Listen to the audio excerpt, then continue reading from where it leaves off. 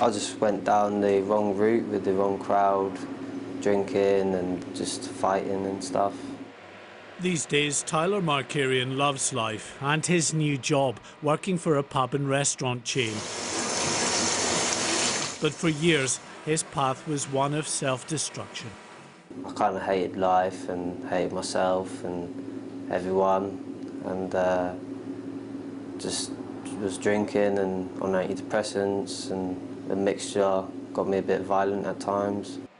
After years inside a young offenders institution, Tyler has turned his life around.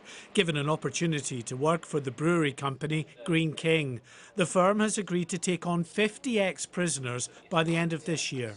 We've gone into some of those prisons and met some of the prisoners and heard their stories, and we want to give people a second chance. And we're faced with an industry of a shortage of chefs, and the prisons have got a number of people with kitchen skills and qualifications, and we can see it's of mutual benefit for both parties. With around 3/4 of prisoners re-offending within a year of their release, authorities see the route into employment as crucial in helping break that cycle. The government is now making it easier for many more offenders to access work release schemes.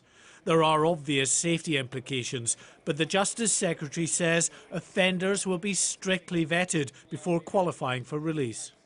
It's really important that there are tough risk assessments made of every person that is going out on Rottle to make sure that they're suitable for it, that public safety does come first so that we do go through those tests, and it's important that those tests continue to be in place.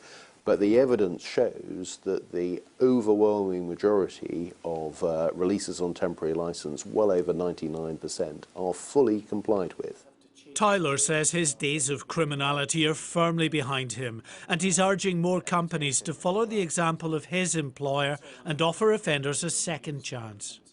If someone's a drug dealer that's been brought up knowing nothing else but that and not guided by their family or good friends, but hang around with a bad crowd and they go inside for that, but they come out and they can't get employed, they've got nothing less to do but to make the money on the streets again.